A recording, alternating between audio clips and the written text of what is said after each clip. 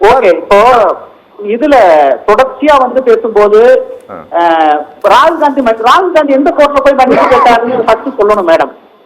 எந்த கோர்ட்ல போய் ராகுல் காந்தி மன்னிப்பு கேட்டு வந்தாரு? நீங்க இந்த மாதிரி பொண்ணை கருத்துக்காக அல்லது பொண்ணை இதுக்காக 1000 கேஸ் போட்டு அலக்கழிக்கிறீங்க. எல்லா கேஸையும் வந்து சட்டப்பூர்வமா எதிர்கொள்றோம். எந்த கோர்ட்லயும் போய் மன்னிப்பு எல்லாம் கேட்கல. தான் சொன்ன கருத்துக்காக எல்லாம் மன்னிப்பு கேட்கல. ஒண்ணு. ரெண்டாவது வந்து பொய்ய பத்தி, மோடியோட அடிவதிகள் பொய்ய பத்தி எல்லாம் பேசக்கூடாது. சிம்பிளா சொல்றேன், நீங்க வந்து எல்லாத்துக்கும் கிரெடிட் எடுத்துக்குவீங்க. ஆனா தோல்வியில் வந்தா தலையை வந்து எதிர்கட்சி மேல போடுவீங்க, அல்லது இதுக்கு முந்தைய ஆட்சியாளர்கள் மேல போடுவீங்க.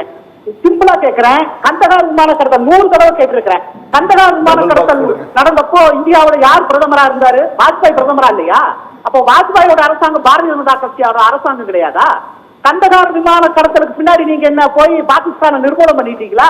அத்தனை தீவிரவாதிகளையும் பிணை கைதிகளாக பிடிக்க வைக்கப்பட்டிருந்த இந்திய பயணிகளுக்கு பதிலாக தீவிரவாதிகளை கொண்டு கொடுத்துட்டு தானே நீங்க மீட்டுட்டு வந்தீங்க. நீங்க என்ன பெரிய வீர சாகசத்தை பத்தி பேசுறீங்க? அன்றைக்கு பாராளுமன்றத்தின் மேல தாக்குதல் நடந்தது. இந்தியாவுடைய ஜனநாயகத்துடைய காவலா கோயிலாக இருக்கக்கூடிய பாராளுமன்றத்தின் மேல தாக்குதல் யாருடைய ஆட்சியில் நடக்குது? வாஜ்பாய் ஆட்சியில் நடக்கலையா? அன்னைக்கெல்லாம் என்ன பண்ணிட்டு இருந்தீங்க? பூ பறிச்சுக்கிட்டு இருந்தீங்களா அன்னைக்கெல்லாம் நீங்க? அப்ப வாஜ்பாய் வந்து இன்எஃபிஷியன்ட் பிரைம் மினிஸ்டரா? என்ன ஒரு அர்த்தம் வேணா இதெல்லாம் பேசுறதுக்கு? மன்மோகன் சிங்னா ஒரு நியாயம், வாஜ்பாய்னா ஒரு நியாயம், மற்றவங்கன்னா ஒரு நியாயம், மோடினா ஒரு நியாயம். இதை பேசுறதுக்கு வெக்கமா இல்லையா உங்களுக்கு? நீங்க நேஷனல் இன்ட்ரெஸ்ட பத்தி பேசுறதுக்கு எல்லா பாராளுமன்ற உறுப்பினர்களுக்கும் உரிமை இருக்கு. ரெண்டாவது வந்து அந்த புத்தகத்துடைய பகுதிகள் ஒரு பதிவு செய்யப்பட்ட ஒரு நிறுவனத்தினுடைய இதெல்லாம் வெளிவந்து இருக்குது. அப்ப வெளிவந்த பின்னாடி நீங்க பேசக்கூடாது. நீங்க எத்தனை புத்தகத்தை பத்தி மேற்கோள் காட்டி பேசியிருக்கிறீங்களே, பிரதமர் பேசியிருக்காரு. அப்ப அவருக்கு மட்டும் ரைட்ஸ் இருக்கு, மற்றவங்களுக்கு இல்லையா? ஆதாரப்பூர்வமா என்ன ஆதாரப்பூர்வம்? வேற எங்க வேற ஆதாரப்பூர்வம்? முக்கியமான ஒரு மேகசின்ல வந்து இருக்குது, அதை மேற்கோள் காட்டி அவர் பேசுறாரு. பேச விட்டு நீங்க இருக்குதுன்னு சொல்லுங்க, இல்லைன்னு சொல்லுங்க, சரின்னு சொல்லுங்க, தப்புன்னு சொல்லுங்க. உங்களுக்கு தைரியம் இருந்தா, உங்களுக்கு யோகியம் இருந்தா, உங்களுக்கு அருகதை இருந்தா, உங்களுக்கு பக்கு இருந்தா அப்புறம் பேச விட்டு பதில் சொல்லுங்க. தப்புன்னு சொல்லுங்க.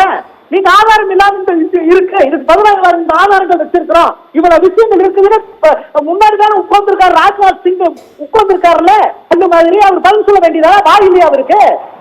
பேசவே விடாம ஒரு எதிர்கட்சி தலைவர் வந்து பேசவே விடாம உடச்சி போட்டு நீங்க வந்து பெரிய வாய்ஸோட பேசிட்டு இருக்கிறீங்க. ஊதுகுழல்கள் வந்து டெய்லியும் பேசிட்டு இருக்காங்க. என்னங்க நாட்டுல ஜனநாயகம்? முருகானந்தம், பாராளுமன்றத்துடைய எதிர்கட்சி தலைவருடைய மைக்கு நீங்க அணைக்கிறீங்க. அவர் பேச வெக்கமால உங்களுக்கு முருகானந்தம் விட்டு பதில் சொல்ற திராணி இருந்தா நீங்க பேச விட்டு பதில் சொல்லுங்க. அவரை முருகானந்தம், எனக்கு ஒரு விஷயம் சொல்லுங்க. எனக்கு ஒரு விஷயம் பேசும்போது எல்லா விஷயங்களையும் பேசலாம். இதுக்கு முன்னாடி பேசப்பட்டிருக்குது. ஏன் பிரதமர் எதிர்கட்சி தலைவர்களை கிண்டல் அடிக்கல? இதே பிரசிடென்ட் பேட்ரஸ்க்கு டான்ஸ் பண்ற பல தீர்மானங்கள் மேல பேசும்போது எதிர்கட்சி தலைவர்கள் எல்லாம் பார்த்து மட்டமா கிண்டல் பண்ணிட்டு இருக்காரு பிரதமர். அதுக்கெல்லாம் வந்து மரபுலையும் அவை விதிகளையும் இடம் இருக்குதா என்ன? பப்பட் ஷோ எல்லாம் நடத்தினாரு, இப்படி எல்லாம் காமிச்சு பப்பட் ஷோ. அதுக்கெல்லாம் வந்து மரபுலையும் விதிகள் இடம் இருக்குதா என்ன? நீங்க மட்டும் அத்தனை சர்க்கஸ்க்கு இடம் இருக்கும். ஆனால் இந்தியாவுடைய தேசிய பாதுகாப்பை பற்றி ஒரு எதிர்கட்சி தலைவர் ஒரு கேள்வி எழுப்புறதுக்கு அந்த நாடாளுமன்றத்தில் வந்து உரிமை இல்லை, இடம் இல்லைன்னு சொன்னா இது நாடாளுமன்றம் நடத்துறீங்களா இல்ல சொந்தங்கள் நடத்துறீங்களா? நீங்க முருகானந்தம், எனக்கு ஒரு விஷயம் சொல்லுங்க. முருகானந்தம், நான் பேசுறது கேக்குதா உங்களுக்கு? நாடாளுமன்றம்ல முருகானந்தம், நான் பேசுறது கேக்குதா உங்களுக்கு? பதில் சொல்ல மாட்டீங்க. எதிர்கட்சி உறுப்பினர்களை பூண்டோட வெளியேற்றுவீங்க. வெளியேற்றிட்டு வந்து நீங்க வாய்ஸோட பேசுவீங்க. ஆள்றதுக்கு தான் உரிமை இருக்குது. அந்த ஆள்வதற்கான உரிமையை தான் உங்களுக்கு வழங்கி இருக்கிறாங்க. பதில் சொல்றதுக்கான கடமை உங்களுக்கு இருக்குது. நீங்க பார்த்த திருட்டுத்தனத்தை பூச்சி மனிதருக்கான உரிமையெல்லாம் வந்து 5 வருஷம் உங்களுக்கு கொடுத்தரல. நீங்க சொன்னா எதிர்கட்சி தலைவரை பேச விடுங்க. பேச விட்டு அவர் பேச சரி தப்புன்னு நீங்க பதில் சொல்லுங்க. உங்களுக்கு பதில் சொல்றதுக்கு வாய்ப்பு இருக்குதுல்ல? பிரதமர் நன்றி தெரிவித்து நாளைக்கு பிரதமர் தான் பேச போறாரு. ஏன் பேச விட மாட்டேங்கிறீங்க? எதிர்கட்சி தலைவரே பேசாத ஒரு நாடாளுமன்றத்தினுடைய இது இந்த பிரசிடென்ட் சட்டத்து மேலான தீர்மானங்கிறது எவ்வளவு அபத்தமான கேள்வி கூத்தானது. அவங்க பேசவே விடாம நீங்க யாருக்கு பதில் சொல்ல போறீங்க? செவத்துக்கு பதில் சொல்லுவீங்களா? ஓகே முருகானந்தம், நான் பேசுறது கேக்குதா உங்களுக்கு? நீங்க பதில் சொல்லுவீங்க. ஓ முருகானந்தம், நான் பேசுறது கேக்குதா? கேக்குது. எனக்கு ஒரு விஷயம் சொல்லுங்க. என்னன்னா, நீங்க ஆதாரம் இல்லாமல் பேசக்கூடாது அப்படின்ட்டு சொல்லி இருப்பதன் மூலமாக நான் உங்ககிட்ட தெரிஞ்சுக்க விரும்புறேன். ஏன்னா நீங்க ரொம்ப வருஷம் இந்த நாட்டை ஆட்சி செய்த ஒரு பார்ட்டியினுடைய ரெப்ரசன்டேட்டிவ்ங்கிறதுனால சார், பத்திரிகையில் வந்த செய்தியை மையமாக வைத்து நீங்க பார்லிமெண்ட்ல ஒரு கொஸ்டின் எழுப்ப முடியாதா? அது எழுப்புவதற்கான விதி இல்லையா?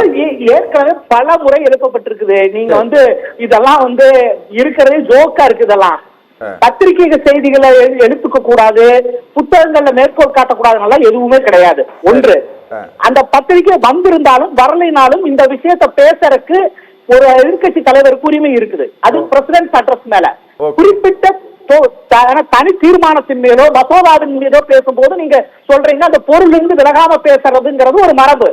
ஆனா பிரசிடென்ட் அட்ரஸ்ங்கிறது நாட்டினுடைய எல்லா இஷ்யூஸும் பேசுறதுக்கான விஷயங்கள் தான்.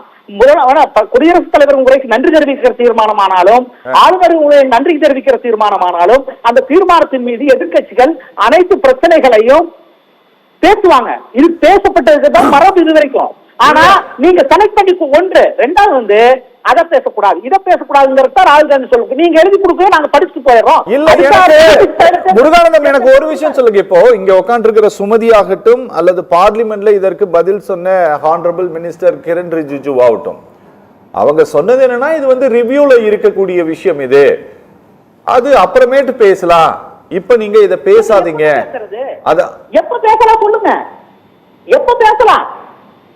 என் வீட்டுல விருந்து வச்சு பேசலாமா? எப்ப பேசலாங்க? நீங்க வந்து ஒரு நாட்டினுடைய பாதுகாப்பு சம்பந்தப்பட்ட பிரச்சனையை வந்து பாராளுமன்றத்துல இன்னைக்கு 4 வருஷம் கழிச்சு கூட பேசக்கூடாது அப்படின்னா எப்ப பேசலாம்? சரி, எப்ப பேசுறதுக்கு ஒரு கால வரையறை இருக்கா? இல்ல கேக்குறேன்.